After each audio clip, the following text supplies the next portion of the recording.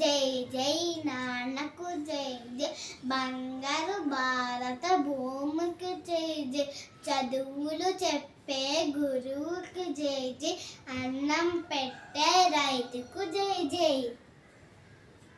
ఇప్పుడు మనం dear friends, ఇప్పుడు మన అమ్మ గురించి చెప్పుకుంటున్నాం. అమ్మ ఇటు రైట్.